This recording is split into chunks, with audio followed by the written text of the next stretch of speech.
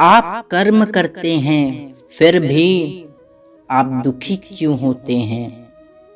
क्या आपका कर्म कर्म है या फिर दुष्कर्म है? सही कर्म का ही सही फल मिलता है, लेकिन सही कर्म करे कैसे? सही कर्म होता क्या है? दोस्तों, आज मैं आपको एक कहानी सुनाने जा रहा हूँ। इस कहानी के माध्यम से आज आप यह समझ जाएंगे कि कर्म क्या होता है, क्योंकि हर एक इंसान का कर्म ही उसके सुख और दुख का भागी होता है। सही कर्म उसके सुख का भागी होता है और गलत कर्म उसके दुख का भागी होता है।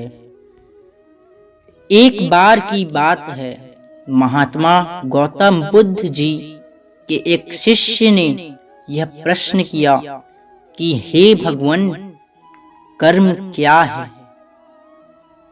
महात्मा गौतम बुद्ध जी मुस्कुराए और उन्होंने जवाब दिया, वत्स, मैं तुमको एक कहानी सुनाने जा रहा हूँ। इस कहानी के माध्यम से तुम सभी शिष्य यह समझ जाओगे कि कर्म क्या है। एक राजा था। वह अपने मंत्री के साथ देश का भ्रमण करने निकला। भ्रमण करते करते राजा और मंत्री एक बाजार में पहुंच गए। उस बाजार में राजा का ध्यान एक दुकानदार के ऊपर गया। उस दुकानदार को देखते ही राजा के मन में ना जाने क्यों यह विचार आया कि मैं इस दुकानदार को कल फांसी की सजा दे दूं। यह बात राजा ने अपने मंत्री को बताया। मंत्री कुछ बोले उससे पहले ही राजा उस दुकानदार के दुकान के सामने से आगे निकल चुके थे और दूसरी बातें करने लगे। मंत्री बहुत ही चिंतित हो गया। यह बात समझ नहीं पाया कि दुकानदार की गलती क्या है। दुकानदार से बिना कुछ बात किए, बिना कुछ सोचे समझे महाराज ऐसा फैसला लेने के बारे में क्यों सोच रहे हैं? राजा और मंत्री भ्रमण करने के बाद राज दरबार वापस चले गए। मंत्री को रात भर नींद नहीं आई। सुबह जागने के बाद मंत्री एक साधारण प्रजा का रूप बनाकर उस दुकानदार के पास गया और उस दुकानदार से पूछा, तुम क्या बेचते हो? दुकानदार ने जवाब दिया, मैं चंदन की लकड़ी बेचता हूँ। फिर मंत्री आसपास के लोगों से दुकानदार के बारे में पूछना शुरू किया। सब ने जवाब दिया कि दुकानदार किसी से बोलता नहीं है, हमेशा दुखी रहता है। मंत्री को बात समझ में आ गई। मंत्री फिर वापस दुकानदार के पास गया और दुकानदार से पूछा, तुम दुखी क्यों रहते हो? दुकानदार ने बताया, मैं दुखी इसलिए रहता हूँ क्योंकि मेरे दुकान पर लोग आते हैं, चंदन की लकड़ियाँ सूंघते हैं और बोलते हैं मैं बहुत ही सुंदर है, बहुत ही अच्छी महक है, लेकिन कोई खरीदता नहीं है, इसलिए मैं बहुत दुखी रहता हूँ। मंत्री दुकानदार की बात सुनकर खुद भी भाव विभोर हो गया।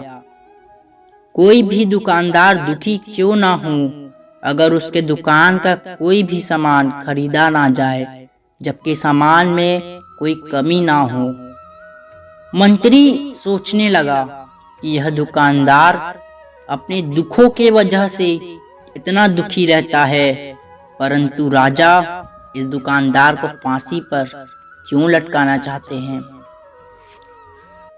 अर्थात राजा के मन में आए हुए विचारों का उत्तर अभी तक मंत्री को नहीं मिला था। मंत्री ने फिर दुकानदार से पूछा, भाई तब तुम क्या करोगे अगर तुम्हारे दुकान की सारी चंदन की लकड़ियां ऐसे ही रखी रह जाएंगी? दुकानदार ने गुस्से के भाव में बोला, हाँ मैं जानता हूँ मेरी चंदन की लकड़ियां ऐसी ही रखी रह जाएंगी, कोई इसे नहीं खरीदेगा। इसलिए मैं सोचता हूँ कि हमारे देश का राजा जल्दी से मर जाए। अगर वह जल्दी से मर जाता है तो मैं उस राज दरबार में उस राजा के देह संस्कार के लिए अपनी चंदन की लकड़ी देता, जिससे मुझे कुछ पैसे मिल जाते और इस बाजार के अलावा बाकी के लोगों को भी मेरे चंदन की लकड़ी के बारे में पता चलता। तो फिर शायद कुछ ना कुछ लोग मेरी दुकान से जरूर चंदन की लकड़ी खरीदने आते। मंत्री दुकानदार की बात को सुनकर सब कुछ समझ गया और उसके मन में एक विचार आया। मंत्री ने दुकान से चंदन की कुछ लड़कियां खरीदी। इस खरीदारी से दुकानदार को कुछ पैसे भी मिल गए और वह थोड़ा खुश भी हो गया। मंत्री चंदन की लकड़ियों को लेकर वापस राज दरबार चला गया। राज दरबार पहुंचकर मंत्री ने उन चंदन की लकड़ियों को राजा के समक्ष रख दिया और बोला कि हे राजन, ये चंदन की लकड़ियां उसी दुकानदार ने आपको भेंट में दी हैं जिस दुकानदार को आप फांसी देने का सोच रहे थे। राजा उन चंदन को सूंघने के बाद बड़े ही प्रसन्न हुए।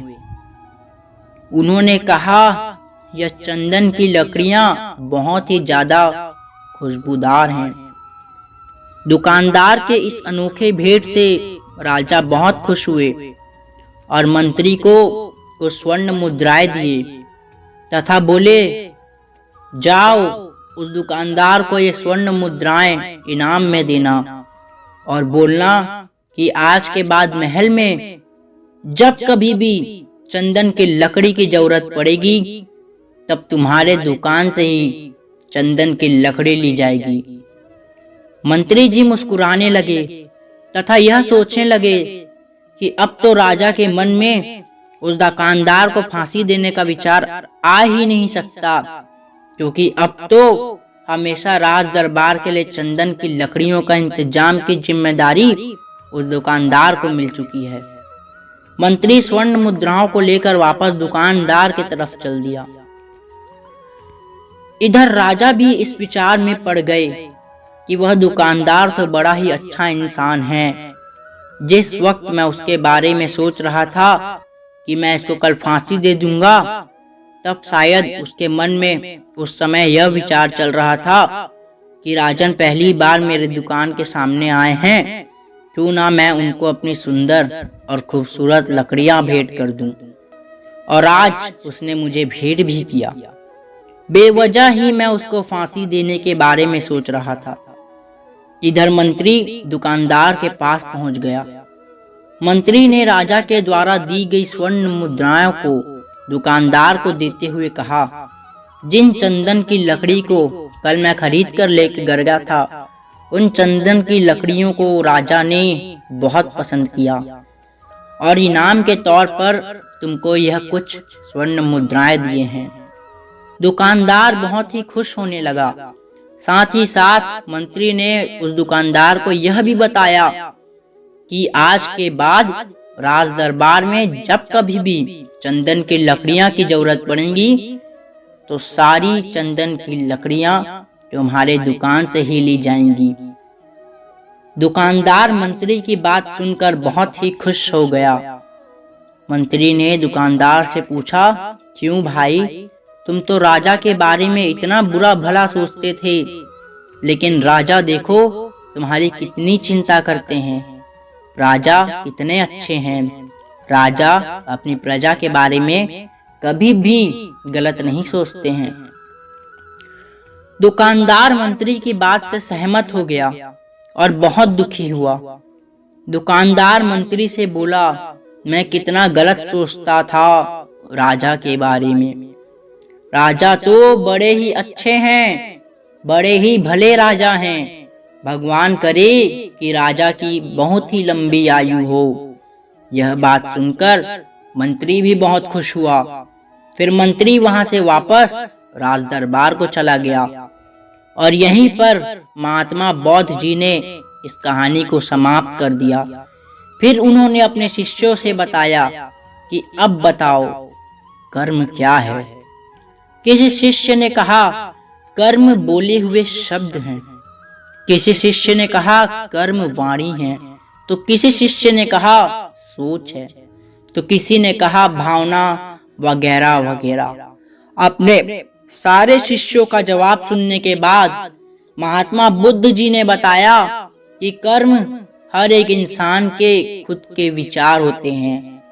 हमारे विचार जैसे रहेंगे हम वैसे ही कर्म करेंगे और उन्हीं विचारों के द्वारा की हुई हमारी कर्म हमारे सुख और दुख के लिए उत्तरदायित्व होगी। अर्थात हमारे विचार अगर गलत हैं तो हमारे द्वारा की हुई कर्म भी गलत होगी तथा इसका परिणाम भी गलत निकलेगा। परिणाम स्वरूप हम दुखी रहेंगे।